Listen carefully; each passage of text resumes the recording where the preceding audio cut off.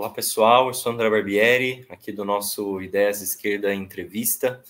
O nosso tema hoje vai ser sobre a Palestina, né? Tratar esse tema tão importante da nossa conjuntura internacional e discutir a situação dessa ofensiva militar monstruosa que Israel vem fazendo contra os palestinos, agora com as últimas notícias, inclusive com o exército israelense dentro do complexo hospitalar, o maior hospital, né, da capital Gaza, que é o Hospital Al-Shifa, e que claramente vai levar a mais catástrofes, né, todas elas apoiadas pelo imperialismo norte-americano, pelo imperialismo europeu, inclusive com a vista grossa da ONU, que é essa instituição tradicional, dominada pelos Estados Unidos desde a Segunda Guerra Mundial e que foi responsável, junto com distintos atores, para a fundação desse Estado terrorista de Israel em 1948. Então a gente vai discutir um pouco esses temas, e aqui a gente está uma convidada especial, que é a Soraya Mislé, que é jornalista palestino-brasileira, coordenadora da Frente em Defesa do Povo Palestino em São Paulo. Bom dia, Soraya. Como é que você está? Tudo bem? Bom dia, André, bom dia, Bruno, bom dia, pessoal do canal. Muito obrigada pelo convite. Claro, é muito importante a gente fazer esse diálogo. Eu até estava lendo aqui um pouco antes da nossa conversa, a gente estava conversando um pouco aqui com a Soraya, o quão é monstruosa a cobertura da grande imprensa, da imprensa oficial em relação aos acontecimentos na faixa de Gaza e também na Cisjordânia, que vem sendo atacada por colonos israelenses. Essa cobertura monstruosa que desumaniza a população palestina e a resistência palestina. E isso claramente vai a favor de toda a campanha da extrema-direita, de toda a campanha bolsonarista, como a gente sabe. Bolsonaro e a extrema-direita brasileira são fanáticos defensores do sionismo, da ideologia racista do Estado de Israel contra o povo palestino. E nos jornais ficou escancarado essa semana essa monstruosidade quando o ministro da Agricultura de Israel, que é membro do Gabinete de Segurança do primeiro-ministro Benjamin Netanyahu, o nome desse ministro é Avi Dichter, disse que ele confessou que realmente o que acontece agora é uma nova Nakba em Gaza. Né? Ele disse que, de um ponto de vista operativo, não existe uma maneira de levar adiante uma guerra com pessoas entre os tanques e os soldados. Então, a verdadeira resposta deveria ser e é uma nova Nakba. E diante de toda essa catástrofe, a grande imprensa finge, né, que os acontecimentos, todos eles começaram no dia 7 de outubro. Então, eu queria te perguntar, Soraya, para você dar um panorama histórico também, para a gente entender como desmentir, né, a grande imprensa que finge que os acontecimentos começaram em outubro e ignoram todos esses 75 anos, né, de massacre de limpeza étnica do Estado de Israel.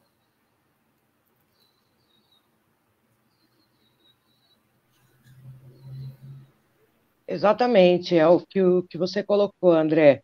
E bem importante a sua pergunta. A gente, inclusive, está muito revoltado, porque eu tenho dito o seguinte, que se a cumplicidade internacional, se a gente não tivesse essa cumplicidade internacional histórica, inclusive do Brasil, e esse apoio dos imperialismos aí, nós não teríamos chegado a este ponto monstruoso que nós estamos vendo hoje. Nós temos um genocídio em curso em Gaza.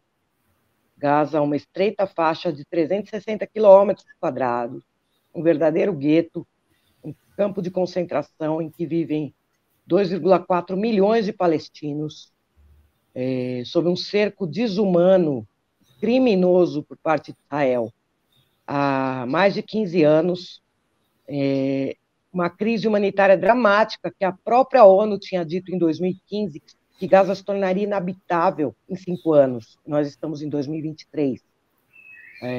Já vivia 4 horas de energia elétrica por dia apenas, 96% da água contaminada, Israel diminuindo cada vez mais as milhas de pesca, impedindo os pescadores da sua subsistência, da sua sobrevivência. Inclusive, se eles avançam um pouquinho nas milhas, atiram neles. contaminando as terras agricultáveis, 80% da população já vivendo de ajuda humanitária, a maioria da população com até 18 anos e já tendo vivido 5 bombardeios massivos, fora os bombardeios a conta-gotas, que aconteceram inclusive antes de 7 de outubro, numa invisibilização total por parte dessa mídia nas mãos dos grandes capitalistas, que o que está fazendo não é jornalismo, é propaganda de guerra unilateral contra o povo palestino. Se tornou uma assessoria de imprensa, uma relações públicas do Estado de Israel. Outro dia eu vi até alguém postar, não é mais Globo News, é Israel News. E acho que a gente tem que começar a denunciar isso. E favorecendo, então, esse genocídio em curso em Gaza, que já matou mais de 11.200 palestinos, 70% mulheres e crianças, bombardeou vários hospitais, agora invade o Hospital Al-Shifa, uma barbárie, e escolas, tudo está sendo destruído, terra arrasada, 1,5 milhão de palestinos sendo deslocados para o sul, do norte para o sul, inclusive com gente sendo morta nesse deslocamento, ou morrendo de fome ou por sede, porque se havia 4 horas de energia elétrica por dia, agora não há nada. Se a água já era contaminada, agora não tem nenhuma água, nem a contaminada para beber. Se cortaram combustíveis, então todos os pacientes em cuidados intensivos do Hospital Al-Shifa já tinham morrido faz alguns dias atrás, antes dessa invasão criminosa, mais um crime contra a humanidade cometido pelo Estado racista de Israel, e a gente vê as fake news, as justificativas para um genocídio. A gente não vê a mídia dizendo Estado terrorista de Israel, isso é terrorismo de Estado, ou genocídio, a gente não vê essas palavras. E, ao mesmo tempo que está acontecendo essa situação terrível em Gaza, a gente tem uma limpeza étnica muito avançada na Cisjordânia, que são 2 territórios ocupados militarmente por Israel em 67, junto com Jerusalém Oriental, 22%, que o resto já tinha sido ocupado antes, daqui a pouco eu vou chegar nesse ponto, e que já mataram mais de 200 palestinos, mais de 2.000 feridos. Os presos políticos palestinos, que eram 5.200 até 7 de outubro, eu vi uma notícia outro dia que dobraram. E tem vários presos políticos desaparecidos nesses 30 dias. Israel torturando barbaramente, cortou a eletricidade dentro das prisões, tirou tudo, humilhando, discriminando. Sempre houve maus tratos e sempre houve tortura nos cárceres israelenses. E essa situação se agrava ainda mais neste cenário de uma nova fase da Nakba, a catástrofe palestina desde a formação do Estado de Israel, cuja pedra fundamental é a formação do Estado de Israel, em 15 de maio de 1948, mediante limpeza étnica planejada. Não é uma guerra circunstancial, não é uma guerra pontual, não tem 2 lados. Tem um opressor, que é o Estado de Israel, tem um colonizador, que promove limpeza étnica, genocídio, apartheid e ocupação de terras, que é Israel, e um povo oprimido há mais de 75 anos, que é o povo palestino, sob colonização, sob apartheid, sob limpeza étnica, sob genocídio. Mas nada disso aparece. Tem uma frase do Malcolm X que é: se você não tomar cuidado, os jornais farão você odiar os oprimidos e amar os opressores. Então, acho que esse alerta está válido, super válido. Inclusive o alerta que ele também faz, o Malcolm X, uma outra frase dele, que é: não confunda a reação do oprimido com a violência do opressor. Se mistura tudo. E se criam confusões deliberadamente. A gente viu isso no Brasil num tempo recente, aí, como as fake news têm esse papel de diversionismo, de criar confusões para não informar, para desinformar, e para manter uma retórica de terroristas, de terrorismo de Estado, de genocidas. Isso não começou, então, em 7 de outubro. Não é verdade que é uma guerra Hamas-Israel, é uma guerra permanente de Israel contra todo o povo palestino e unilateral, que tem o seu ponto focal na Nakba de 48, há mais de 75 anos. Há um processo histórico para a construção dessa Nakba que já dura mais de 100 anos. e que sempre teve o objetivo de colonização e limpeza étnica. Isso é documentado. Eles sabiam perfeitamente que era preciso a limpeza étnica para constituir esse Estado homogêneo etnicamente de maioria judaica. Na Palestina, uma terra em que não havia uma maioria judaica. E que, antes da Nakba, judeus, muçulmanos, cristãos e possivelmente gente que não professava nenhuma religião, vivia tranquila, não tinha problemas. O problema nunca foi com judeus, entre judeus e muçulmanos, ou religioso. A religião é usada, instrumentalizada para um projeto de colonização, como a gente viu em outros momentos na história, inclusive aqui no Brasil, em relação aos indígenas. Usava-se a Bíblia, né, para o extermínio indígena. Então, eu penso assim, como não se tem essa contextualização histórica, infelizmente, os meios de comunicação de massa são essa mídia nas mãos dos grandes capitalistas, cria-se essa confusão enorme, essa desinformação para alimentar um genocídio. São subservientes, seguem a cartilha do imperialismo através das agências internacionais e reproduzem como verdades, o que não é verdade. Há um oligopólio mediático aí, um oligopólio das agências internacionais de notícias, e a maior prova de que isto não é jornalismo é que a mesma informação que é divulgada aqui como verdade, e não é verdade, é divulgada também em qualquer parte do mundo. Então não há sequer uma preocupação, né, daquela ideia de jornalismo. E quando eles tentam passar uma ideia de imparcialidade, o que é uma mentira, imparcialidade, neutralidade é uma mentira, e neutralidade ante uma opressão, um genocídio, é se colocar do lado do genocídio, a gente sabe disso, mas quando eles tentam passar isso, é para avalizar o discurso de dois lados, é para avalizar que há essa situação. Então, eles só nos procuram, enquanto comunidade palestina, enquanto comunidade árabe, se for para dar essa fachada de imparcialidade. Pode reparar que dia 4 de novembro a gente fez uma manifestação em São Paulo, foi a maior histórica, tinha 12 mil pessoas, e não saiu uma linha na mídia. Uma linha nessa mídia burguesa. Por quê? Porque não teve manifestação israelense para eles colocarem atos pró-Israel e atos pró-Palestina. E aí eu estava dizendo aqui, né, que primeiro eu precisava expressar essa revolta imensa com essa cobertura asquerosa que alimenta o genocídio, né, em aliança e subserviência com o imperialismo. A gente hoje está tendo a invasão, como você comentou, do Hospital Al-Shifa, e a manchete não é a monstruosidade de uma invasão em um hospital. Imaginem a invasão em um hospital no Brasil, claro, se isso seria natural ou banalizado dessa forma. Mas lá eles estão procurando terroristas, estão procurando o que foi planejado. É um absurdo.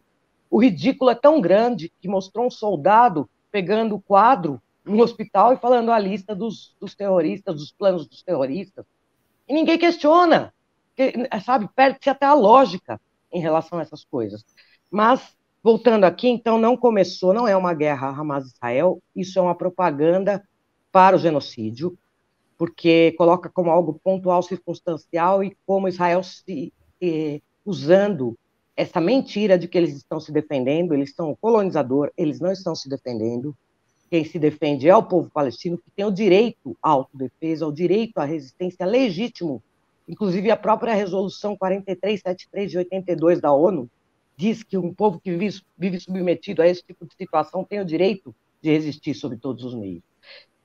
Então, corta-se todo esse período anterior da história, não se faz a contextualização histórica, é a sociedade do espetáculo, a fragmentação, para a desinformação e para alimentar um genocídio e limpeza étnica avançados nessa nova fase da Nakba. Começou há mais de 75 anos, e sempre do sionismo, esse movimento político, né, de colonização que a gente chama de colonização por povoamento, que é substituir uma população via imigração da Europa do Leste e Central para dentro daquelas terras, para colonizar as terras, substituir a população nativa não judaica, expulsando, via limpeza étnica. E esse processo continua e avança. Então, Israel, como você disse, com o aval da ONU, né, que recomendou, inclusive sob a presidência do diplomata brasileiro Oswaldo Aranha, lá em 29 de novembro de 47, recomendou a partilha da Palestina em um Estado árabe e judeus com Jerusalém sob administração internacional, delegando a um projeto colonial metade daquelas terras, obviamente sem consultar os habitantes nativos, porque ninguém consulta quando vai colonizar as terras dos outros, e deu um sinal verde para que o sionismo executasse as milícias sionistas, fortemente armadas, sobretudo por armas enviadas via Tchecoslováquia pela União Soviética, e a União Soviética, sob Stalin, teve um papel fundamental para a formação do Estado colonial e racista de Israel. E isso é documentado, e fortemente armadas pudessem executar os planos militares que haviam construído já anteriormente, na aliança com o imperialismo do momento, que então era a Grã-Bretanha, após a Primeira Guerra Mundial, e hoje são os Estados Unidos, que destinam bilhões de dólares para Israel ter se tornado a quarta potência bélica do mundo, inclusive com armas nucleares. Israel se criou em 78% do território histórico da Palestina. Para você ter uma ideia do que era isso, na partilha, a aldeia do meu pai, que era uma aldeia de 2.000 habitantes, eles eram parte da maioria camponesa na Palestina e viviam da agricultura de subsistência, seria dividida ao meio. O cemitério das casas, o cemitério da aldeia e parte das casas, uma aldeia de 2.000 habitantes, ficaria do lado do Estado judeu. Isso meu pai me contava, que o meu avô, quando soube da partilha, depois que foi recomendado, falava: isso não é possível, nós não vamos poder nem enterrar e visitar os nossos mortos. Era essa solução justa apresentada pela ONU. E no final, a aldeia do meu pai, assim como mais de 500, foi inteiramente destruída, e meu pai, assim como outros, e meus avós, meus tios, meu pai tinha 13 anos de idade na época, estão entre os mais de 800.000 palestinos expulsos violentamente das suas terras, com genocídios, contando com genocídios para propaganda, para limpeza étnica em dezenas de aldeias, requintes de crueldade e estupros. Não está se falando muito sobre estupros? Se vocês quiserem, a gente informa vocês sobre estupros há mais de 75 anos. A gente informa vocês sobre o que acontece. Vocês estão falando em bebês? A gente pode trazer uma lista para vocês do que acontece com bebês e crianças na Palestina há mais de 75 anos. Então, foi criado assim, e desde então a expansão colonial continua com as bênçãos dessa chamada comunidade internacional. E sempre com o apoio do imperialismo central do momento, que agora são os Estados Unidos, e os outros imperialismos, como você citou, é o imperialismo europeu. Em 67, Israel ocupou o restante da Palestina, 22%, que é o que a gente ouve falar sobre Gaza, Cisjordânia e Jerusalém Oriental, porque a parte ocidental já havia sido ocupada, mais 350.000 refugiados. Nesse processo, milhares de mortos, né, milhares de processos de genocídio, bombardeios, enfim. O povo palestino sempre resistiu, mesmo antes da formação do Estado racista de Israel, lá desde os anos 20, com o protagonismo histórico das mulheres, que desmonta muito dessas mentiras de mulheres exóticas, submissas por natureza, por causa da sua cultura, né, que é essa visão orientalista, desse Oriente inventado, de bárbaros não civilizados, afeitos à violência por natureza, atrasados, e que, portanto, não podem tomar o destino sobre as suas mãos ante um Ocidente de civilizados, racionais, avançados, lógicos. E pode ver, a retórica é essa, é guerra ao terror, é civilização contra a barbárie, né? E eu até brinco, né? Se isso é civilização, eu quero a barbárie. Porque, pô, o que é isso, né? Se esse é o modelo de civilização, sinceramente, eu fico com a barbárie, que a barbárie trata bem as crianças. Né? A barbárie não faz isso, nessa lógica dessa construção do que é civilização e do que é barbárie. Então, é uma inversão total, e a gente, então, tem essa situação de que os palestinos resistem sob todos os meios, em todos os aspectos da sua vida, há mais de 75 anos, porque resistência para os palestinos é existência, sob constante ameaça de apagamento. a Palestina foi sendo encolhida cada vez mais. Teve as intifadas, 87, depois 2000, né, que são levantes populares, depois teve uma série de buscas por negociação, a Organização para a Libertação da Palestina, criada lá nos anos 60, também foi chamada de terrorista lá no começo, tinha as ações diretas e tal, e depois parte para um processo de negociação, até numa perspectiva de derrotismo e falta de apoio, porque buscavam apoio de cima, um erro, né? E depois, em 93, assina os Acordos de Oslo, né?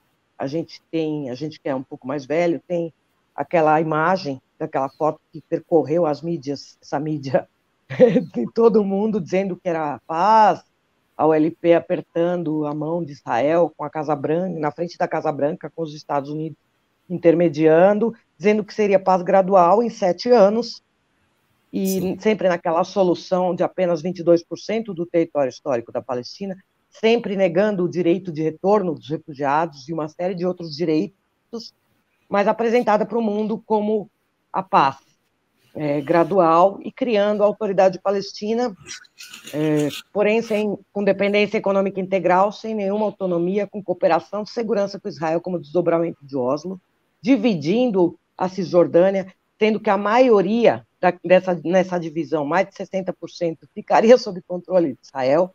Eram ridículos os acordos de Oslo, se você olhar e estudar, né?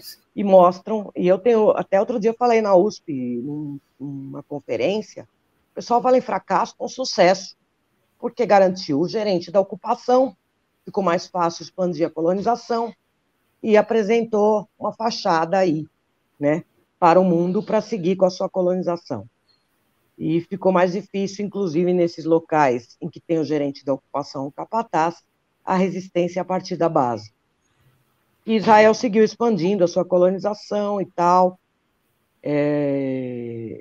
agora dando um salto para o momento atual, né? A gente tem um aprofundamento nessa Nakba contínua de alguns anos para cá, inclusive com organizações de direitos humanos como a Anistia Internacional, Human Rights Watch e mesmo a Organização Israelense de Direitos Humanos B'Tselem, produzindo extensos relatórios e dizendo que o que acontece na Palestina é apartheid, do rio ao mar, ou seja, em toda a Palestina histórica, seus 27 mil quilômetros quadrados, que inclui as áreas ocupadas em 48, onde hoje é o Estado de Israel, e documenta isso está documentado há anos, né? Mostrando que essa sociedade fragmentada a partir de 48 continua até hoje. Nós somos 13 milhões de palestinos, somos 6 milhões em campos de refugiados nos países árabes, a um raio de 150 quilômetros da Palestina histórica, em situação de vulnerabilidade, impedidos do legítimo direito de retornar, somos milhares na diáspora, somos 2,4 milhões sob genocídio agora em Gaza, e também um genocídio a conta-gotas antes, né? Somos algo como 3,2 milhões entre Cisjordânia e Jerusalém, em que há muro do apartheid, postos de controle, estradas exclusivas para colonos, pogroms, diferenciação de placas, né? O muro de 700 quilômetros de comprimento, mais de 700 quilômetros de comprimento e 9 metros de altura, que serpenteia a Cisjordânia, anexa mais terras férteis, mais e mais assentamentos desses colonos, que não só escrevem nas paredes mortes aos árabes, mas partem para os pogroms.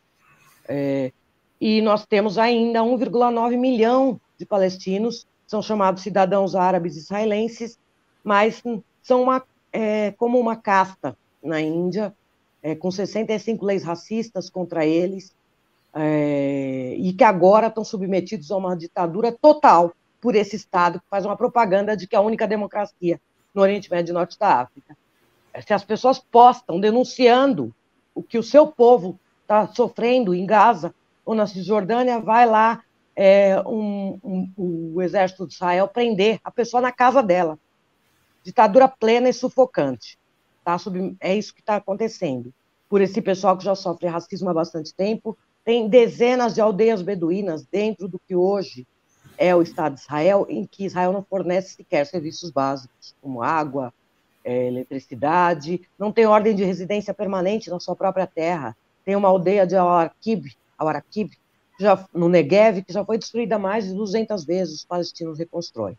Esse é o cenário.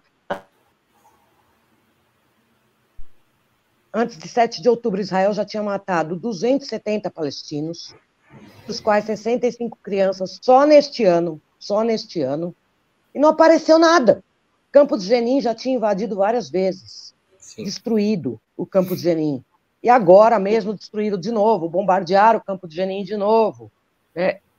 E nós somos os terroristas.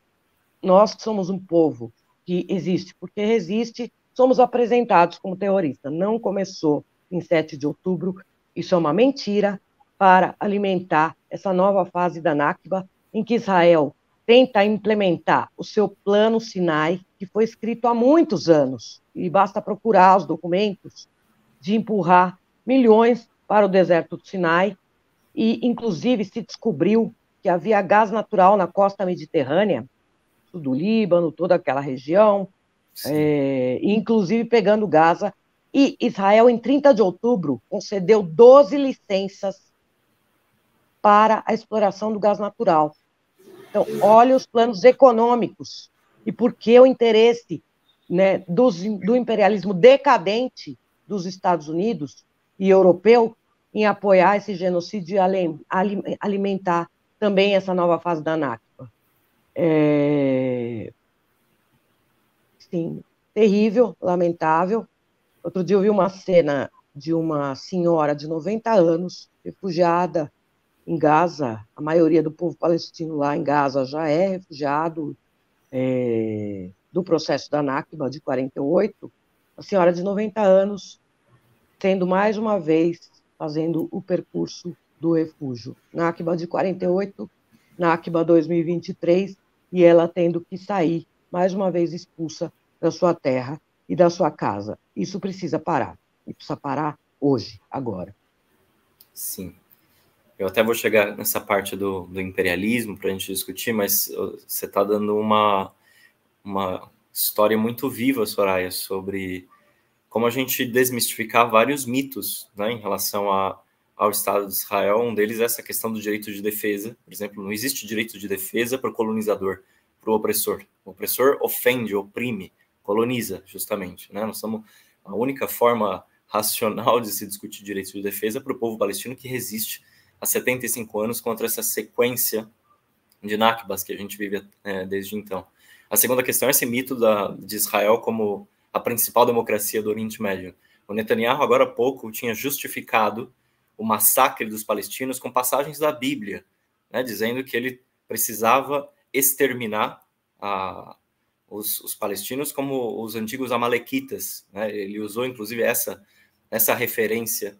Então, como é que Israel se torna cada vez mais um Estado teocrático, né, bastante ligado a essa justificação dos massacres em base às próprias leituras confessionais que o sionismo tem, né, que são absolutamente racistas e colonizadoras. O Ilan Pappé, inclusive, esse importante intelectual judeu, escreve como o sionismo, enquanto ideologia, ela foi primeiro uma forma de colonização cristã, antes mesmo de ser judaica, né? Porque muitos estados, nação na Europa, incentivavam esse próprio projeto colonizador no Oriente Médio com o objetivo, naquele momento, no século XIX, de derrotar o Império Turco-Otomano, e depois, claro, com todos os interesses econômicos que você estava mencionando aí.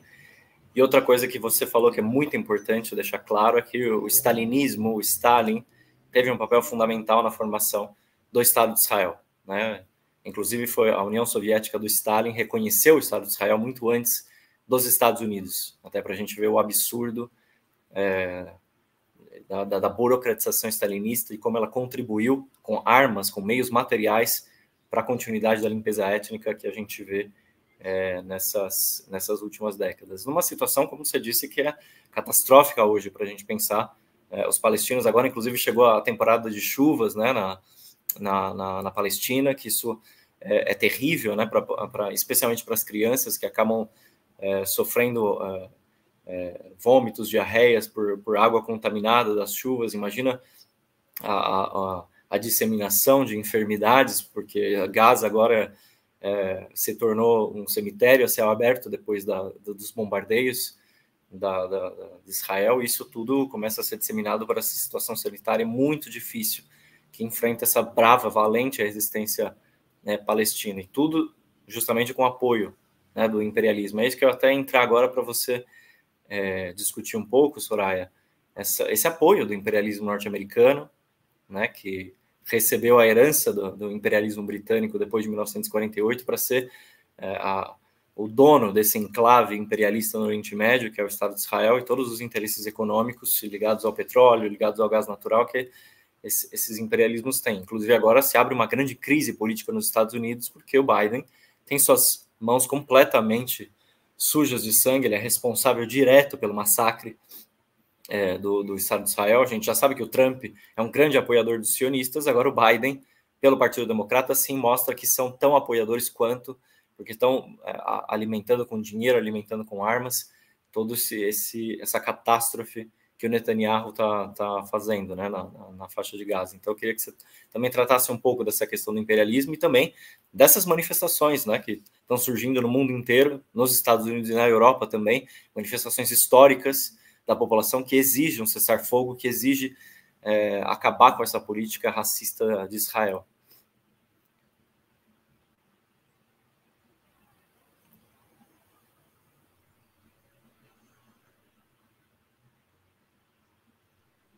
Oi. Sim, a gente tinha, então, primeiro o imperialismo britânico, que inclusive deu seu aval para a colonização e favoreceu, né, a colonização lá atrás, que foi muito brutal para, inclusive, desarmar os palestinos antes de 48, ao mesmo tempo que é isso que você falou, o Stalin, através das armas enviadas via Tchecoslováquia, armava fortemente as milícias sionistas. Outro ponto que você comentou, e eu queria falar, que é o absurdo da contribuição do Stalin à Nakba era tanto que até aquela resolução 94 de 11 de dezembro de 48, a União Soviética votou contra a resolução do direito de retorno dos refugiados. Olha só que criminoso, né? Mas, assim, voltando aqui à sua pergunta, há um interesse estratégico ali por parte do imperialismo na região. É uma região, a região do Oriente Médio e Norte da África, é uma região muito rica em petróleo, todo mundo sabe disso, e tem aquela máxima de dividir para dominar também, então garantir governos títeres, né, regimes subjugados para você manter a dominação é importante, e ao mesmo tempo, assim, a Palestina é um local muito importante para essa dominação, e para manter os seus interesses econômicos de usurpar as riquezas dos povos árabes, né, ali, que é um local de trânsito ali, para a circulação de mercadorias, porque faz a ligação entre a Ásia, a África e a Europa. Então, ela fica nesse local, nesse coração ali, né? Então, ela é muito importante por isso, além dessas descobertas, né, de aquíferos, de gás natural, né? Então, tudo isso leva ao apoio do imperialismo. É muito importante para o imperialismo ter um enclave militar, uma base militar ali na região constituída. Israel é isso, é uma base militar do imperialismo, né? E armada até os dentes por esse imperialismo, portanto, né, que destina bilhões de dólares todos os anos. Inclusive, tem o imperialismo mais com cara fofinha e tem o imperialismo tipo Trump, a cara feia do imperialismo, mas a gente vai ver é imperialismo, tá, gente? Claro. Então, é a fase avançada do capitalismo. Durante o governo Obama, por exemplo, que era uma cara mais fofinha do imperialismo, e Biden era o vice, eles fecharam lá destinando ainda mais ajuda, 38 bilhões de dólares em 10 anos, para o Estado de Israel. Foi no final do governo Obama, né? Então, o Biden sempre teve essa atuação, né? E, como você disse, Porque durante o Trump ele tentou fazer o seguinte, ele tentou acabar com a questão palestina através dos acordos de Abraão. Como era mais explícito, né, essa fase feia, essa cara feia do imperialismo para o mundo, tentou seguir com esses acordos de normalização com os regimes árabes, avançou nisso, inclusive. Felizmente, isso está sendo revisto com o Bahrein, por exemplo, agora chamando seu embaixador de volta, rompendo relações. O acordo de normalização que estava prestes a ser assinado com a Arábia Saudita, antes de 7 de outubro, foi interrompido.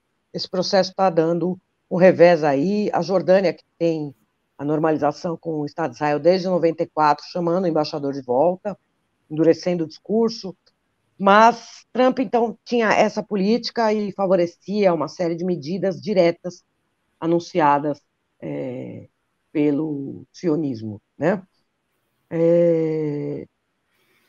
Havia uma ilusão com relação ao Biden, inclusive até por conta da extrema-direita, né, que era representada pelo Trump, e muitos imigrantes, né, nos Estados Unidos, inclusive comunidade árabe, apoiaram o Biden, saíram das suas casas para votar, para derrotar o Trump. E agora, o apoio dele, antes de 7 de outubro, nessas comunidades, que era de 56%, 57%, caiu para 15%. E tem gente dizendo, não voto nele, não vou votar nele. E aumentou ainda mais a aposta, né? Mais bilhões de dólares, porta-aviões, envio de navios, essa coisa toda, por conta dos seus interesses materiais ali, interesses de dominação da região. O imperialismo decadente, tem a disputa com a China, essa crise, essa situação não pode ser vista fora de um panorama mais geral aí, a China também entrando, né, na região, e isso tem a ver também com esse apoio mais direto e explícito por parte do Biden, né, de segurar com todos os dentes o seu enclave militar do imperialismo ali na região. Felizmente, a gente tem imperialismo europeu, a gente tem visto também, inclusive com proibição de manifestações na França, Alemanha, criminalização muito avançada na Europa, dos ativistas, daqueles que se mobilizam, enfim, da comunidade árabe, palestina, muçulmana, naquela retórica mentirosa, né, de antissemitismo, confundindo o antissemitismo com o que é o preconceito aos semitas, aos judeus, com o antisionismo, o que não tem nada a ver, o sionismo é um projeto político de colonização, enfim. Mas a gente tem uma situação que é nova, e isso é muito importante, que são as mobilizações gigantescas e o fortalecimento da solidariedade no coração desse imperialismo central dos Estados Unidos, inclusive com judeus antisionistas, dizendo não em nosso nome, nunca mais é nunca mais para todo mundo, invadindo central ferroviária, invadindo Capitólio, fazendo ações diretas, milhares de pessoas nas ruas, manifestações muito grandes. Isso tem uma centralidade muito importante nessa denúncia, né? Até porque, por se tratar do coração ali do imperialismo, e Europa, né, que Paris proibiram manifestações, foram aos milhares para as ruas. A Alemanha proibiram manifestações, estão criminalizando as pessoas, chamando de terrorista, batendo na porta de árabes, de palestinos, e vão aos milhares para as ruas, desafiando essas ordens intimidatórias, ditatoriais, né? E criminalizando as pessoas. Londres, com 1 milhão nas ruas. Né? Aí a gente tem África do Sul, na Índia, esse governo pró-Israel, milhares de pessoas indo para as ruas. Na Oceania, Austrália, Nova Zelândia, o mundo inteiro se levantando nas ruas. E um papel muito importante nessa solidariedade dos trabalhadores, da classe trabalhadora, bloqueando 6 portos para impedir o envio de armas, tanto na Europa quanto nos Estados Unidos, impediu o envio de armas para o genocídio, né, do povo palestino. Isso é muito importante, muito significativo e precisa cada vez mais avançar nessas ações de boicote, desinvestimento e sanções a Israel, que é algo que é chamado pelo povo palestino desde 2005 e agora precisa avançar, inclusive aqui no Brasil, né? Mas então a gente tem também atuado e num esforço para fortalecer e ampliar cada vez mais, não só as ações de rua, mas todas as ações que a gente possa garantir para isolar política, econômica e culturalmente esse apartheid, esse regime colonial, e parar esse genocídio. Então, assim, a gente tem então esse fortalecimento aí da solidariedade, né? Precisamos de um cessar-fogo imediato, parar o genocídio e garantir que não se volte ao normal, porque o normal é o não normal, né? Sim. Diante do que as pessoas conhecem como normal. O normal é apartheid, é colonização, é limpeza étnica, todos os direitos humanos fundamentais violados, é falta de liberdade. Então, é preciso realmente que esses governos que estão rompendo com Israel mantenham isso, né?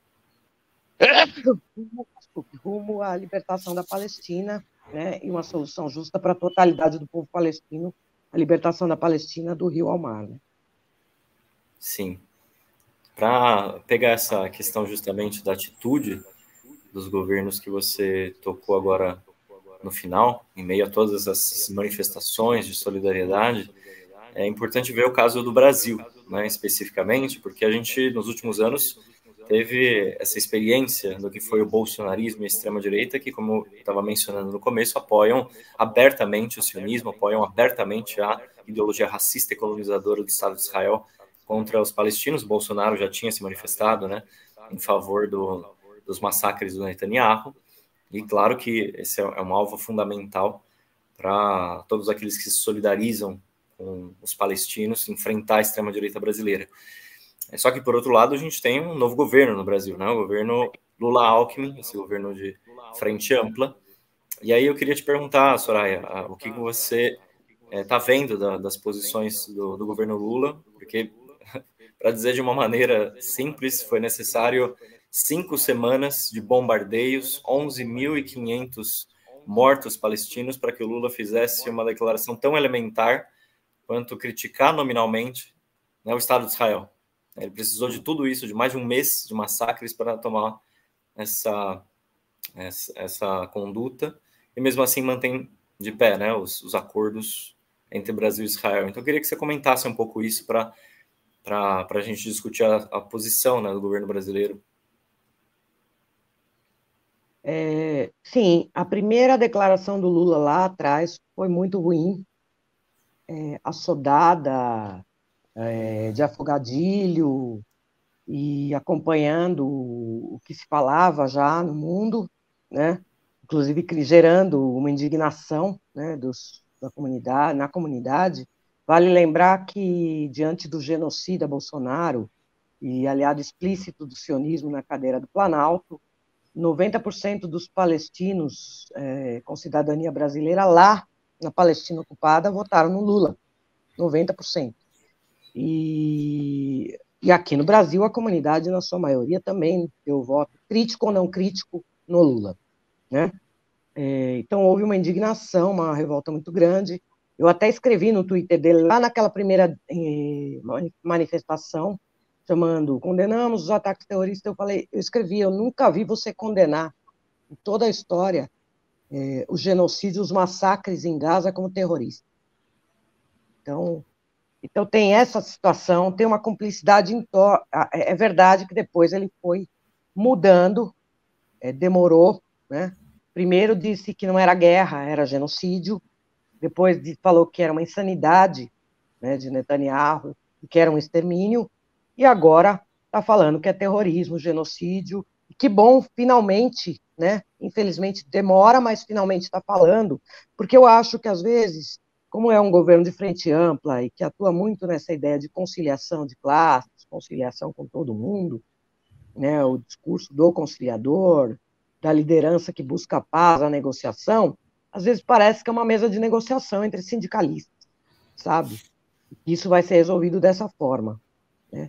E eu me lembro sempre do revolucionário palestino marxista Ghassan Kanafani, numa entrevista que ele deu nos anos 70.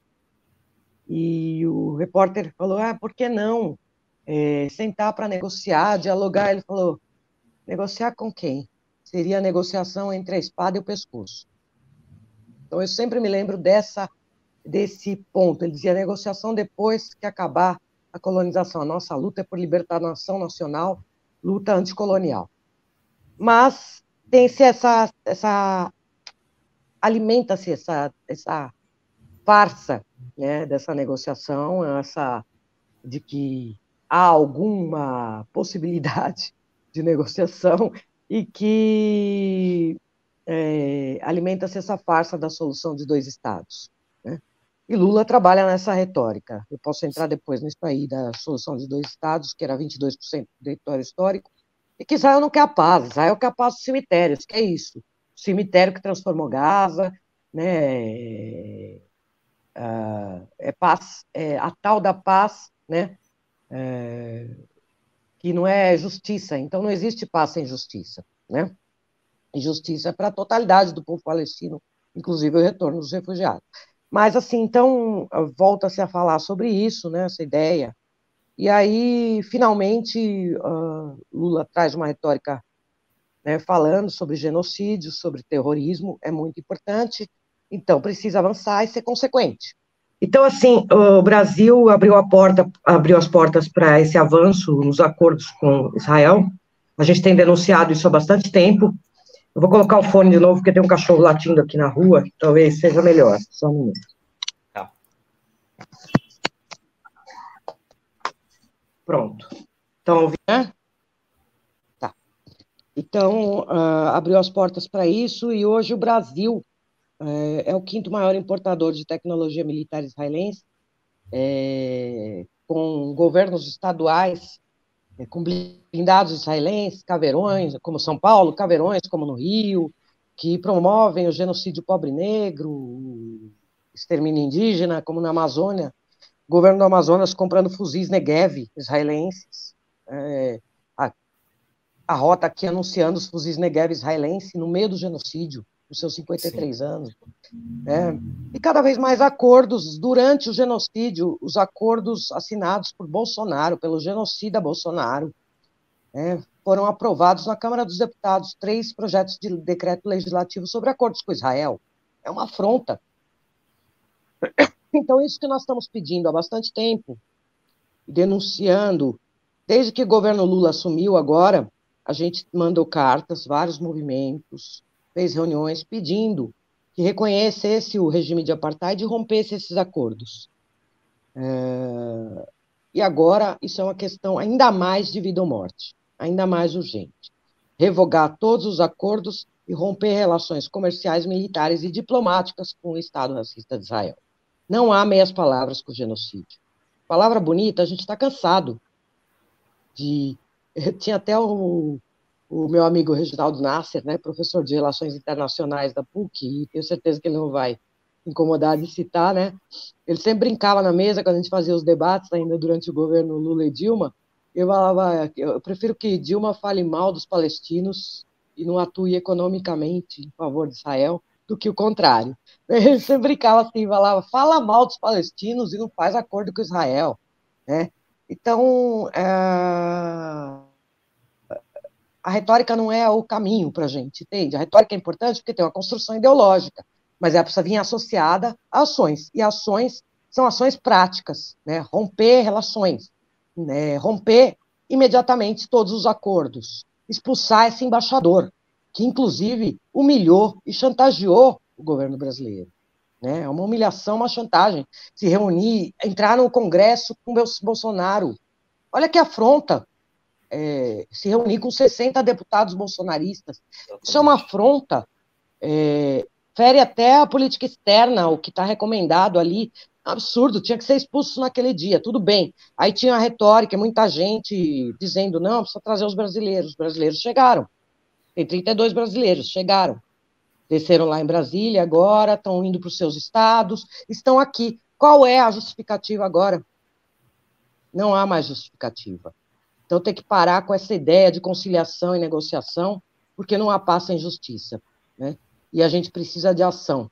Então, se é genocídio, se é terrorismo, não há meias palavras com genocídio, com terrorismo, não há aperto de mão em mãos sujas de sangue, não pode haver mais. É preciso estar do lado certo da história. É preciso fazer o que Bolívia fez, o que Irlanda fez, o que Belize fez, o que a África do Sul fez, o que Chad fez, o que o Chile fez, o que Colômbia fez, Turquia chamou, rompeu relações, Jordânia chamou embaixador. É um mundo que está dizendo isso, está denunciando. África do Sul, que viveu o apartheid, está denunciando a apartheid. E é preciso escutar essas vozes, né? E romper imediatamente essas relações. É isso. Sim, é importante deixar justamente essa crítica ao governo Lula, uma crítica contundente, porque ao mesmo tempo que diz que o que Israel está fazendo com crianças e mulheres é terrorismo, bom, a gente pode se perguntar, então, por que o governo Lula está financiando com dinheiro público o Estado de Israel ao comprar armas de Israel que são usadas aqui no Brasil para assassinatos de negros?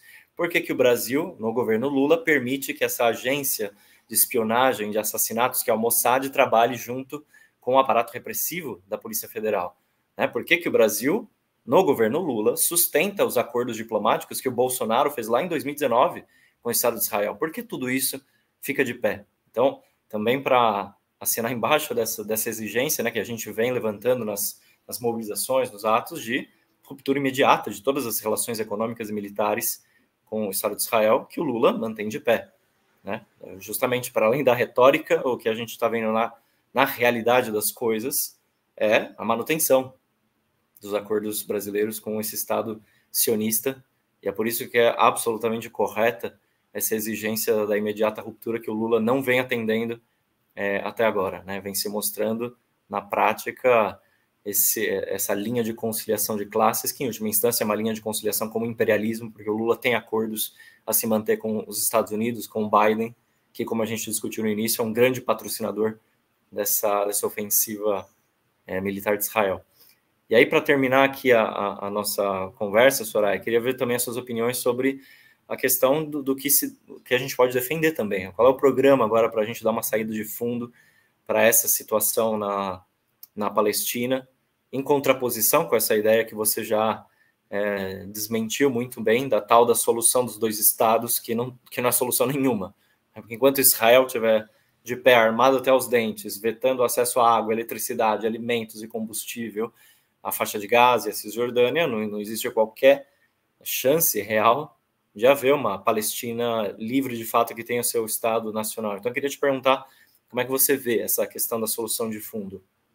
Então, não há paz sem justiça. E para que haja justiça para a totalidade do povo palestino, é preciso garantir o retorno dos milhões de refugiados às suas terras, garantir que essa sociedade não seja mais inteiramente fragmentada, portanto, contemplando também os cidadãos, chamados cidadãos árabes israelenses, que são palestinos nas áreas ocupadas em 48, onde hoje é Israel, e essa solução de dois estados que é apresentada pelo mundo é uma farsa, porque é injusta desde sempre, porque não contempla a totalidade do povo palestino e está totalmente inviabilizada pela expansão colonial agressiva. Ilan Pappé, que é historiador israelense, diz há vários anos que essa solução está morta, que é preciso lutar por justiça, porque não há justiça sem o direito legítimo de retorno dos refugiados. Então, para contemplar toda a população palestina, é preciso pensar em um Estado, é preciso lutar pelo fim da colonização e do regime de apartheid. A derrota de um projeto de colonização sionista, portanto, em um Estado único, laico, um Estado único palestino, laico, livre, democrático, não racista, com direitos iguais para todo mundo que queira viver em paz ali.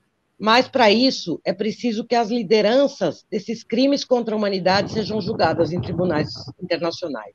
E aí nós podemos pensar na Palestina histórica, onde o meu pai cresceu, em que ele dizia, e eu repito, que judeus, muçulmanos e cristãos brincavam juntos sem rótulos. Essa é a Palestina que a gente quer, mas com justiça, paz com justiça. Sim, isso fala é muito importante sobre a questão da convivência pacífica, né, de árabes e judeus, que a gente estava discutindo no início. Quais são as condições para a gente conseguir essa Palestina unificada, livre desse regime de apartheid social, livre desse Estado colonialista de Israel. E, claro, para isso, a gente veio debatendo também aqui no Ideias de Esquerda, no Esquerda Diária, a importância de uma estratégia que supere o capitalismo, né? Como Trotsky dizia lá em 1940, durante a Segunda Guerra Mundial, não existe maneira de resolver o problema, ou a questão judaico-palestina, sem derrotar o imperialismo, né? Sem superar essa sociedade capitalista. Por isso que para nós é bem importante debater essa questão e lutar por uma Palestina operária e socialista que seja a ponta de lança para uma federação de repúblicas socialistas em todo o Oriente Médio que garanta o retorno, como a Soraya estava mencionando aqui, de todos os palestinos para suas terras de origem e conseguir essa convivência harmônica entre árabes e judeus, né, que para ser conquistada necessariamente a gente precisa expulsar o imperialismo das terras do Oriente Médio. Então queria agradecer a Soraya aqui por essa entrevista, foi excelente essa visão viva que a Soraya deu aqui para a gente, pensar essa necessária campanha internacional, mundial, em todos os países do mundo, em defesa do povo palestino, contra o Estado de Israel, pelo imediato cessar-fogo, pela punição de todos os responsáveis, em primeiro lugar o governo israelense, esse governo criminoso do Netanyahu, e a defesa de todos os direitos do povo palestino. Claro que quanto mais avance, se triunfa o povo palestino, a classe operária do mundo inteiro fica em melhores condições para poder derrotar os seus próprios governos, os seus próprios capitalistas. Então, agradeço aqui a Soraya de novo. Obrigado, Soraya, pelo tempo aqui com a gente. Muito obrigada. Obrigada, Ideias Esquerda. Obrigada, André. Obrigada, Bruno. E ótimo dia para vocês aí. Até a Palestina livre do Rio Omar. Seguimos. Vamos seguir forte nessa luta, nessa campanha internacional. Tem novas iniciativas, novos atos que a gente vai realizar em todos os estados do país. Então, aqui também a gente vai divulgar todos eles e dar nossa batalha para essa luta comum nossa.